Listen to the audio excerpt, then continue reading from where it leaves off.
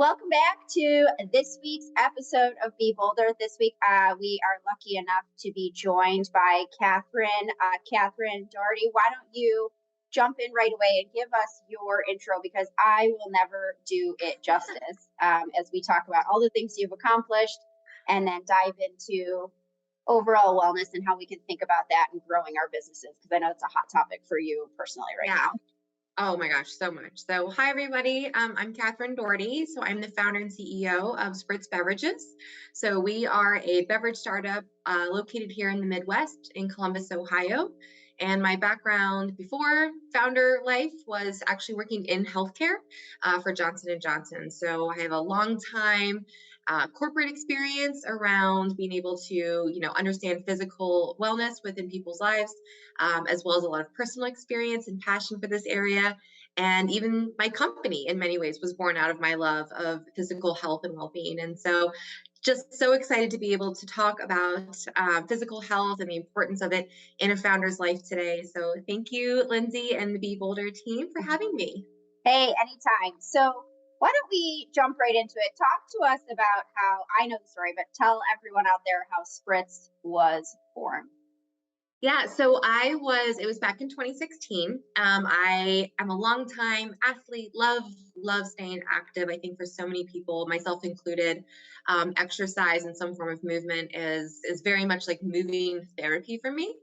And I had picked up running as a great sport and then started cross train to balance out the running. And very quickly, I suddenly realized I was just becoming a triathlete. And in 2016, I was actually training for my very first half Ironman. So that's a 70.3 distance. So it's a 1.2 mile swim, and then a 56-mile bike ride, and then a half marathon, and you do them all consecutively. So there's a lot of training for an event like this. And this was my first one. So I was, really nervous, really dialed into making sure that I could really try to optimize for the likelihood of me completing this event successfully. And a big part of the training is early morning exercise, because when you're tackling a sport of that particular length of endurance, you oftentimes have 2-a-day workouts. And so you've got to get one up in them. Got to get up early in the morning and get one of them in. And what I started to find was that if I'm getting up at 6 o'clock in the morning to go do a long run at 7 a.m., any kind of red wine hangover is really not going to do great things for that run. No, and not at all. But I'm also an extremely social person, and I love dinner parties. I love bringing people together, especially in home environments, to be able to just celebrate and support. And so I was having this kind of point of tension in my life where I loved nothing more than on a Friday night having my girlfriends over for dinner and originally drinks, and being able to just kind of support and cheer each other on. But then also Saturday morning was 7 a.m. at Run Club, gearing up for our 10-mile training run. And I was like, man, I want to have this really great dinner party with my girlfriends, but I also want to feel really good the next morning for my long run. How can I create this full kind of dinner party experience without taking away kind of the fun and kind of specialness of alcohol? And so what I actually did was I'm a big tea drinker. I love hibiscus tea. It's a beautiful herbal tea, beautiful shade of red. And what I did was I made a kind of extra strong version of it. I mixed it with sparkling water and some different little juices, and essentially made a champagne of tea. And so it looked beautiful in glassware. It was really, really lightly bubbly, but it had no alcohol, no calories, no sugar, all the things that as triathletes, we really care a lot about when we're thinking about our nutrition and preparing for our exercise. And so many of my girlfriends live very similar kind of very active lifestyles. Many of them were triathletes and in training as well. And so we would all just love to have this instead of wine or alcohol, because it still felt special. You could still put it in a glass. You could still cheers for it. It really kind of did the experience while still feeling like we could all get up nice and early the next morning and feel our best on our run. So, my company truly was born out of my desire to mesh the importance of social support with physical health and diet and training. So I that's love it. the true origin story of my company came Yeah, from this it's so amazing. background. And it really is. I mean, like what we put into our bodies ends up being fuel, right? I mean, you and I have talked about this many a time. But now, your awareness, I would say, of overall physical health and the impacts that it has, not just on your output of other physical activities, but your output in work, etc. I mean, I think that goes back to your J&J days, doesn't it? I mean, Oh what was my gosh. remind me, I guess what the credo is, if you will, for J&J. Yes. So for those of you who aren't familiar, Johnson and Johnson has this amazing document called the J&J Credo. And what it is any business has multiple stakeholders, right? That you're trying to balance. You're trying to balance your investors and your customers and your partners and your employees. You've got all these stakeholders, and there's times where it seems like they're kind of at odds with each other, right? Like, how do you maximize an investor return while still making sure you have a good quality product, right? And what's amazing about the Credo is the leadership team at Johnson and Johnson, I think almost about 100 years ago now, actually laid out a prioritization, which they said, first and foremost, the first thing we do is we provide quality products and services to the nurses, to the doctors, to the moms, to the fathers, to the patients, to make sure that we are actually providing them true healthcare, not superficial, not snake oil, good quality healthcare. That's priority number one. That's the number one, hands down. We will not mess with this one. Secondly, we need to make sure our employees have work-life balance, that they are properly compensated, that they have development opportunities to be able to grow themselves in their career if they want to, that they don't feel that they are held back from choosing to have families if that's important to them. Being able to then sort of second big priority is our employees.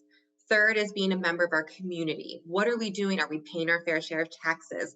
Are we being good stewards of our community locally? Are we doing good outreach? Are we supporting local nonprofits?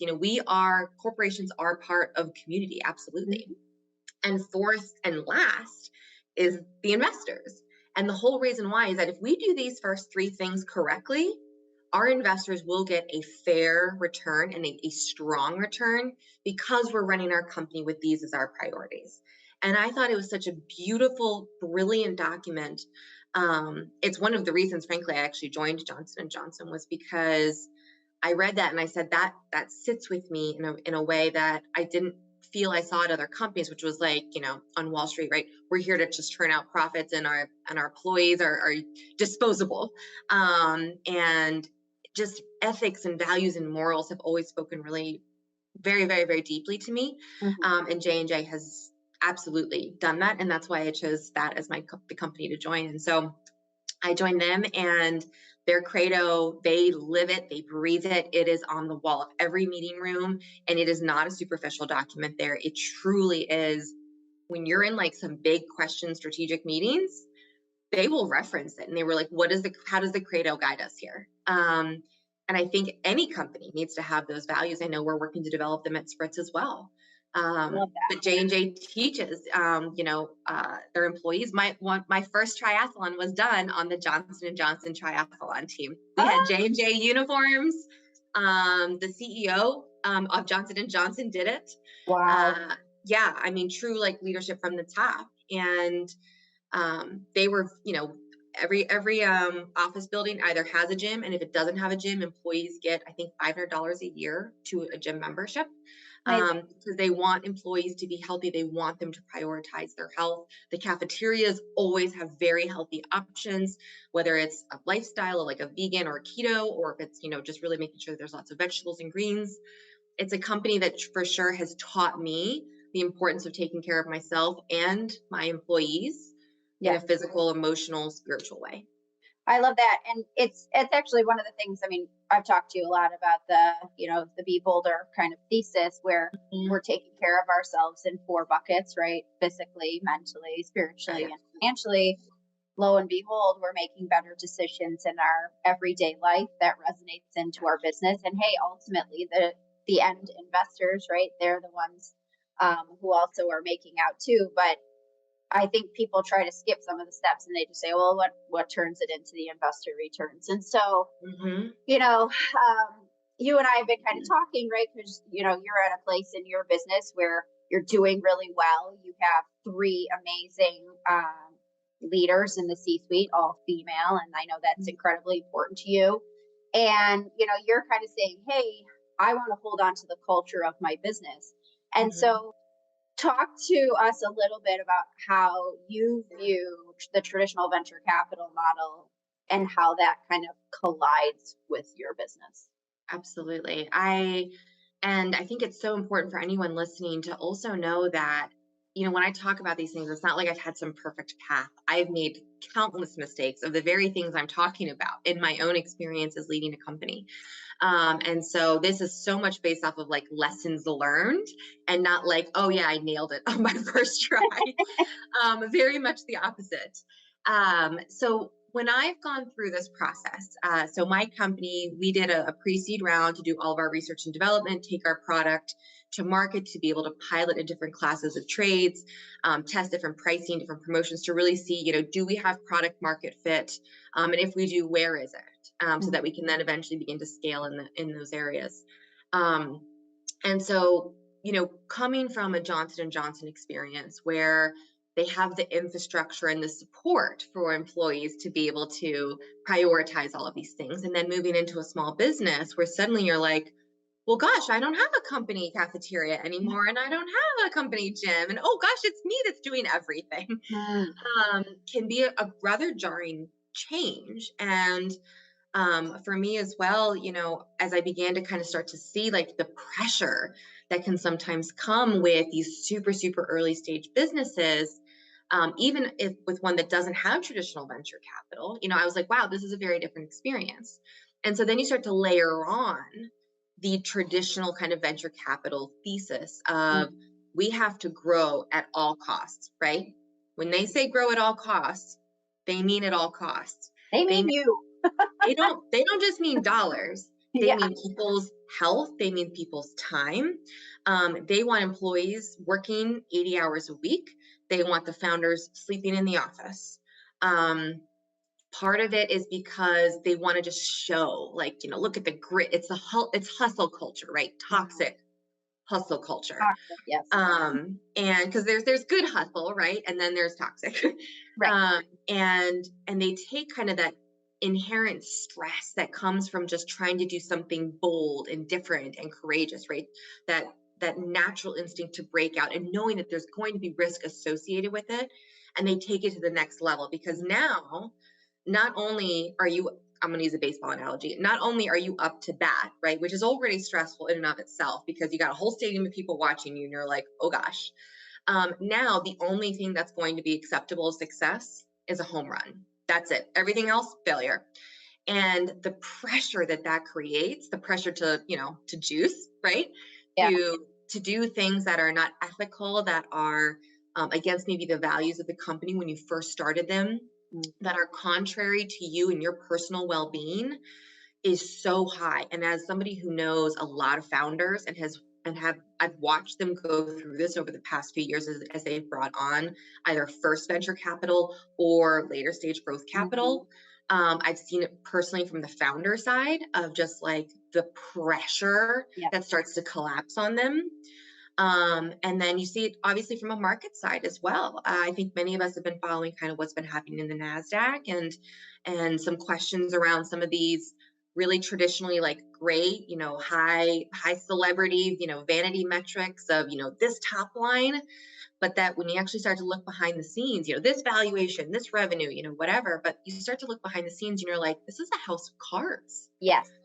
This is a very large house of cards Yeah. because what they've built these huge companies on are is not sustainable. It's not financially sustainable. A lot of these companies, are just burning capital at a rate that isn't going to actually be able to ever really turn into an actual profitable business.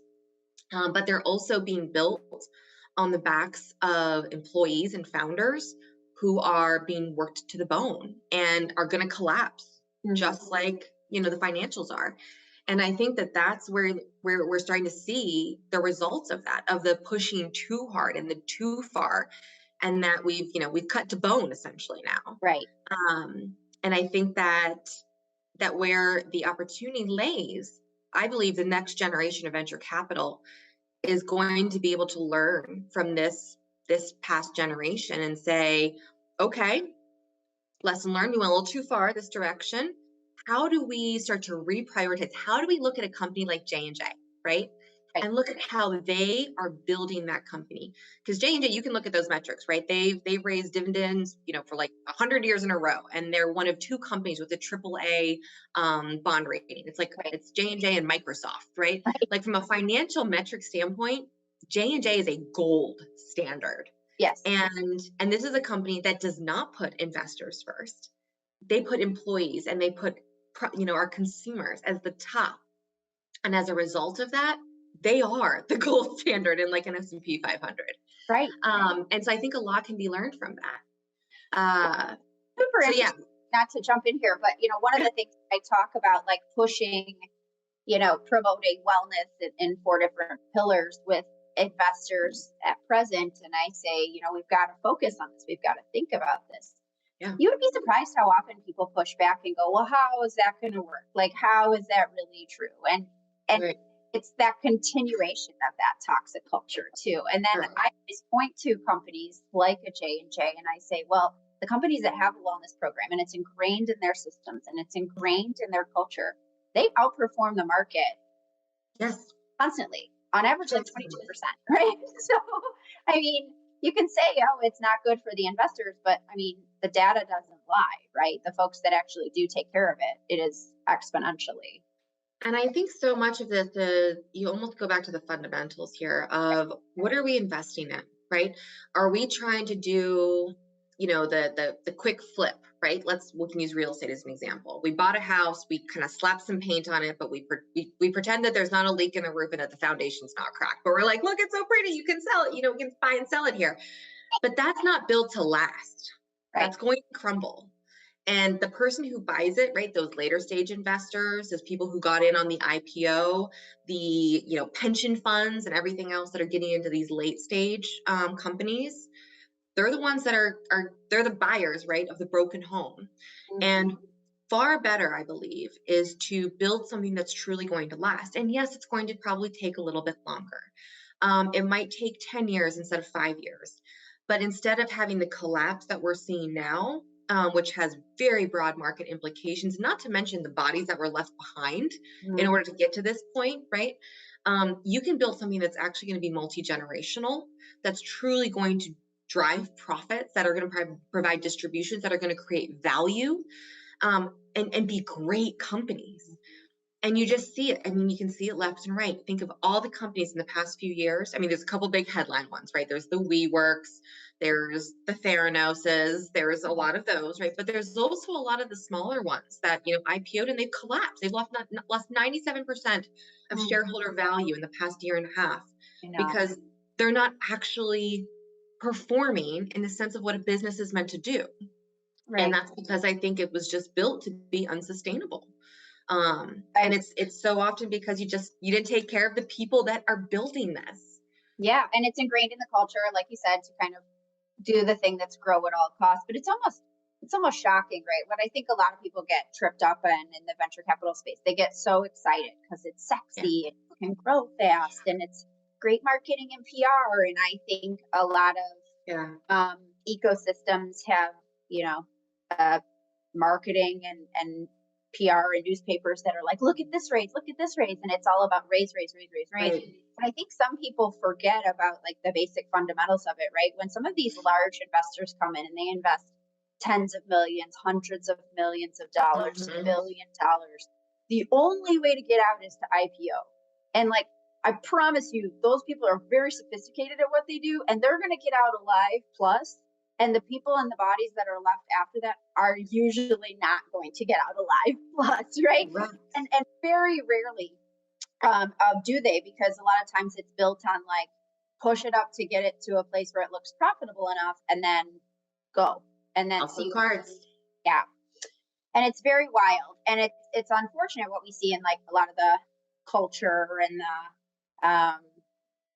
just how we're watching this unfold in the marketplace. So I know you have been acutely focused on, growing your business and growing it in a healthy way. Mhm. And, you've sort of said to yourself, like, hey, right now, like, because it just doesn't make sense, I don't think I'm going to take on venture because A, I don't need it, and B, I don't want it. And so, if you're able to, are you able to kind of talk to Oh, us? I would love to talk about that. Absolutely. Yeah, so we had a team meeting. We had our board meeting come together actually about a week ago, and we are now at a pivot point where our company has achieved our first milestone. We feel extremely confident in product market fit, which was the first kind of stage that our company was looking to achieve with our pre-seed capital. Build a product, take it to market, pilot in different classes of trade, see, question, do we have a product that provides value, right? How we nail product market fit. We feel extremely confident in that. So the next stage for my company now is to begin to invest in acquiring customers now, kind of more at a true developing of commercializing of the brand, developing new retailer partners here in the Midwest. So that's going to be our next kind of question to answer, which is like, great, we've nailed the product, awesome. Now, can we start to acquire customers at a larger and faster rate to actually prove that, yes, we can, in fact, make money doing this, and we can begin to replicate what worked in pilot at a larger scale. So knowing that we've now checked the box on first milestone achieved, hurrah, we, like all businesses at a stage like mine, are going to require capital to get to the next stage, right? But the question becomes, this is now a pretty big pivot point for us, which is, what kind of capital do we want? And we basically broke it down into 4 options. Number one, there's the venture capital world, right? Do I want to grow this to 100 million in top line in the next 5 years and get acquired by Coke? If I want to go down that road, and that's the goal that we're working towards, we're going to need a lot of money, a grow at all costs mentality, build massive teams, burn capital, probably stress everybody out, raise, right? Grow as fast as humanly possible. Second option then would be to take on significantly less capital and look for essentially a private equity exit in about 5 years. So instead of the, call it $500 million exit on a $100 million top line, can we get to a $25 to $40 million exit on a $10 million top line? Much more kind of reasonable, bit of slower pace, but it allows us to truly, I think, build our business the right way, because instead of us going and say, we have an idea, let's go to the moon, we're saying we have an idea, we're pretty good about this. Let's actually take an incremental step forward and test the next important question before we start raising tons and tons and tons of money. Right. So that was the option we settled on. But we also considered, how fast can we get to profitability? Do we want to grow much slower, but do we want to get to break even within a year, for example? In which case we have no reliance on outside capital. What does that look like? And then the last option was, of course, let's also consider there's always opportunity cost to consider here. What if there's another version of the product that we actually think would be better? And from what we've learned in our product market fit testing, and what if instead of continuing in the current form, we actually say, let's shelve that and let's make a different form and go back and now test that based off of what we've learned. So we laid out all 4 options to say, okay, we did this. Where do we want to go next? What kind of company do we want to be? What kind of leaders do we want to be? What kind of lives do we want to have as leaders? We've got our COO is a recent mom. Our fractional CFO has 2 children. We're women, and a lot of us have at-home responsibilities. And, ensuring that all of them are not going to be sacrificing their lives, with their families. And for me, I have lots of hobbies that I really enjoy. And I don't want to give up my life to do. And that's fair. This, That is fair, right? Like, I think venture capital is a beautiful economic development vehicle, but I also think that we've probably taken traditional venture capital, like you said, a little too far. The pendulum needs to course correct. And I want to kind of reiterate something that you just said and kind of harp on it, because I think a lot of people say, oh, well, it's venture capital or it's nothing. And there are, if I map it out, there are 17 different sources of capital. There are countless pathways to get to an point. It is a matter of like, what is most important to you first and foremost, and like, how do you get there secondarily? And I can't stress enough, you've got to take care of yourself and the people around you, or all of those end results don't actually matter, particularly if you're not here to enjoy them, right? So I love that. You can't reach your destiny. You can't experience your greatness if you're not around to do it. One of the last projects I worked on at Johnson & Johnson before I moved into a full-time founder role was something called Healthy Workforce. And I believe, Lindsay, you and I have talked very briefly about this. Healthy Workforce was Johnson & Johnson's response to the rising issue of physician and nurse burnout. So I'm sure many of your listeners are familiar with the term burnout, but it's compassion fatigue, it's loss of empathy, it's exhaustion, right? And in a medical profession, it's 20 times worse, right? It's only even more severe, because not only are you working 80 hours in a stressful environment, you are in an environment where you are personally responsible for the life and death of other humans. And you are the one who is responsible to go and tell the people that love those humans, the friends and the family, that somebody died, or that somebody has cancer, or that somebody's not going to make it, or that they're terminal. That is their job. That is the world that they live in. And medicine is an example, I think, a micro example of similar to what we're seeing in venture capital, where on one hand, traditional medical, the way that Hopkins developed the residency program and fellowships and whatever, has pushed medicine to an incredible height of scientific development, right? But it is also now literally costing us the lives of physicians. So this is awful, but the suicide rate of surgeons is higher than the suicide rate of veterans. So these are people who are highly compensated, extremely educated, but they do not have time to take care of themselves. Doctors, nurses, surgeons, they not only have insane amounts of stress, but they work such long hours, right? They're trying to eat a quick sandwich in between surgeries. They're in the operating room at 6 a.m. I don't know how you're getting a workout in unless you're getting up at 4 o'clock. And if you're getting up at 4 o'clock, you're not getting your 8 hours of sleep. No. And it's like, this is the problem, because there's not a physical way to get more hours in the day. And what happened as a result of this, of people being pushed so far past the brink of health, ironically in healthcare, that you now have people literally choosing to end their lives because they cannot handle the stress. And Johnson & Johnson, I mean, we started to look at this not only from like that was the canary in the coal mine, right? We're like, oh my gosh, what is happening here?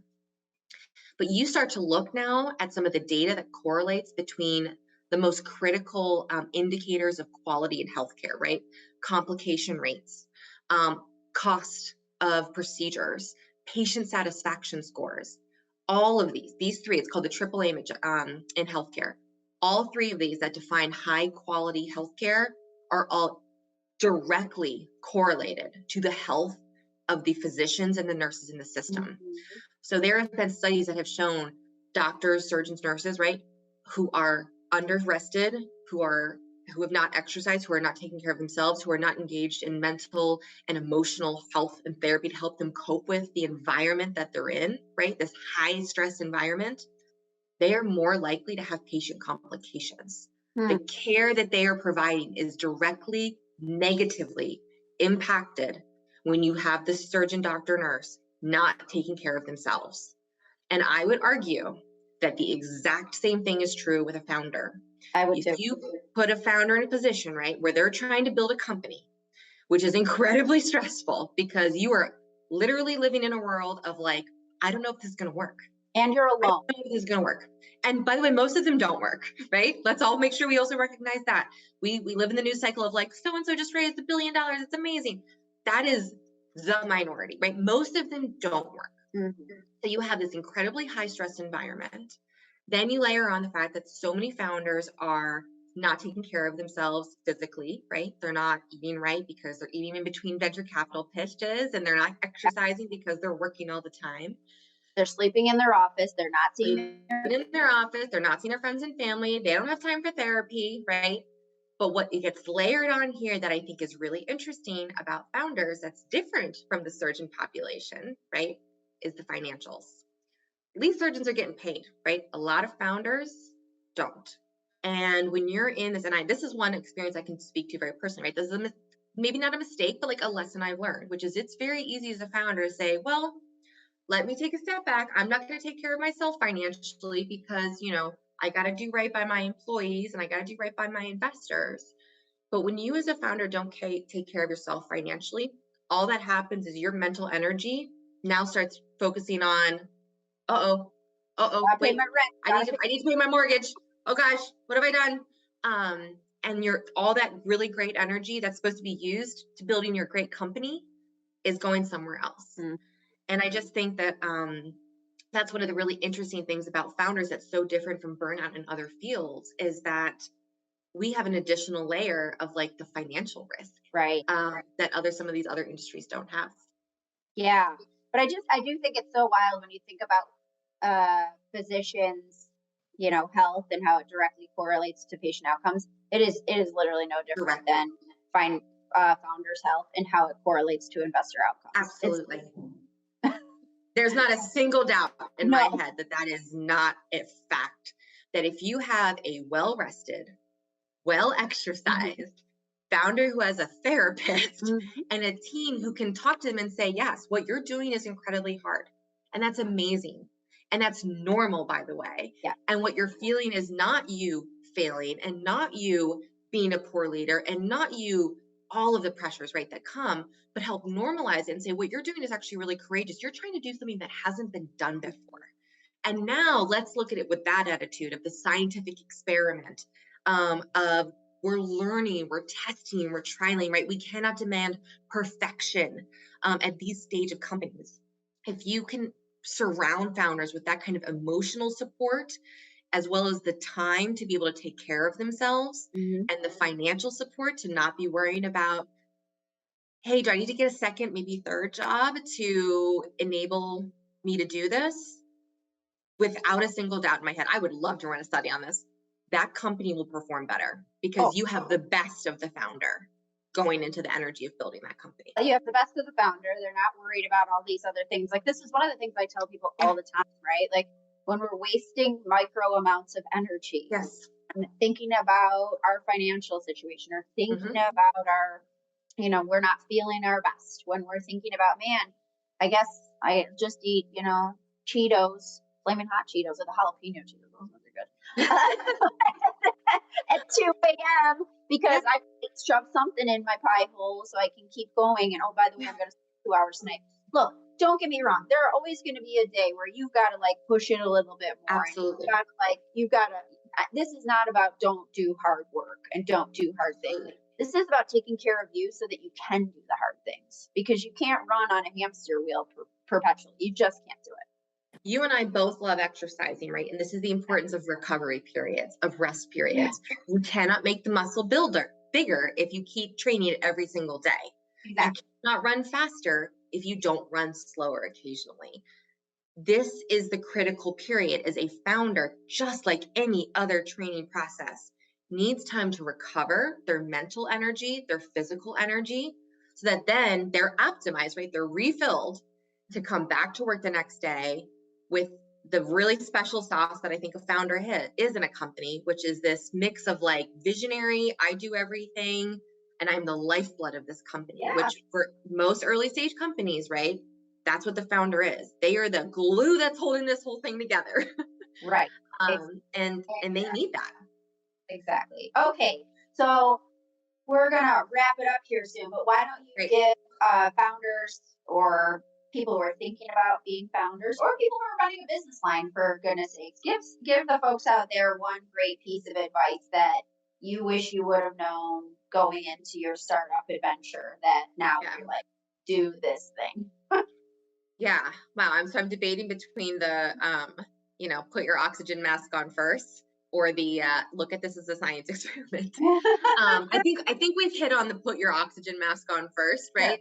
In this. So I'm actually going to talk more about the science experiment one, which is, coming from a corporate background where you have so much infrastructure, so much support, so much leadership, et cetera, the odds of new products that you're developing failing in the market is pretty low because you have such surround sound to help guide and provide guardrails in this process.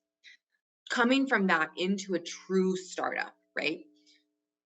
you have to have the mindset of, I am testing something. This is a scientific experiment that I am going to run. Because if you go into this and you say, well, I'm going to create a product and it's obviously going to work and it's going to be perfect and, I'm going to nail it on the first try, you are just setting yourself up for failure really fast and a lot of emotional turmoil, because that will not happen.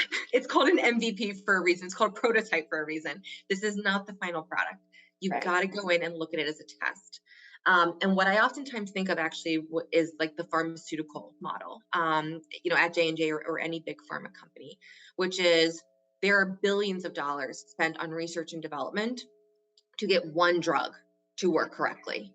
And so you got to look at it as, you know what, I've got an idea. I have maybe a molecule, or I've got some sort of special strain of something, and I'm going to put it in a little petri dish and we're going to see what happens, And then if that works, then we're going to go maybe put it in some mice. You got to think about this through a scientific process of exploration.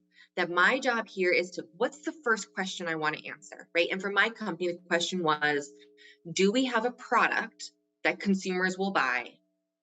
That's not my mom. My mom will buy anything I make. But will other people buy this, And what price will they buy it at? That's the very, very, very first question I have to answer. And I think any founder that wants to start a company needs to figure out what is their first question and make that their first milestone. What is it going to take for me to get to that answer? And when I get there, then what do I do? Does the data say you have product market fit? Let's go commercialize. Does the data say we're close, but something's a little bit off and we got to tweak it? Or does the data say we completely missed the mark? And that's okay. Yeah. But acknowledge that and be like, it didn't work. Let's go figure out something else, right? Because I think a lot of people make the mistake of, we didn't hit the mark, but I'm going to keep pushing this stone uphill because that's what I'm supposed to do. Yeah. And there's so much cost to that.